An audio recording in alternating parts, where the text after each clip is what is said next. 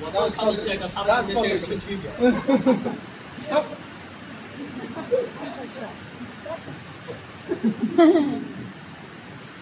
Step back. 再远一点，勾他的手了。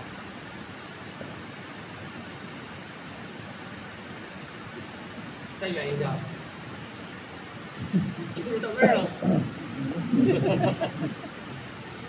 继续，继续，继续，继续，还是可以的。哇！ This is how he can use his spine. 这个就是可以用你的脊柱了。The same if he do natural turn. 同样，在 natural turn 的时候，左边的身体的这个脊柱的工作其实也要是不一样的啊，不要穿透这么多，它并不是保持不动的。就有一种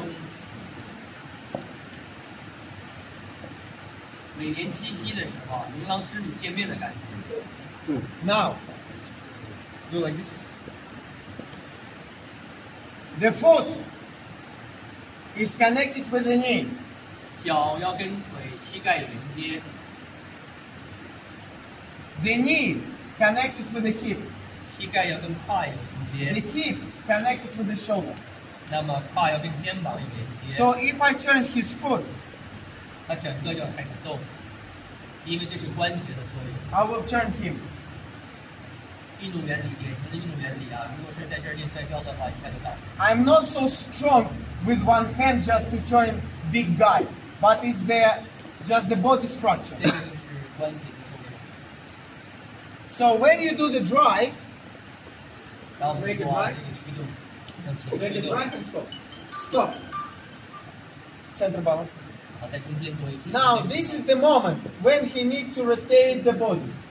这就是你看啊，我们让这个身体在这一刻要开始 If his foot in the wrong position, 八字脚， try to close your left side.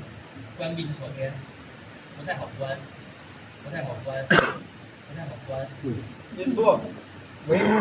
脚跟用力有吧？你有 Try now. 那就好很多，因为这就是脚法的重要性，3个不同的脚位。谢谢，谢谢。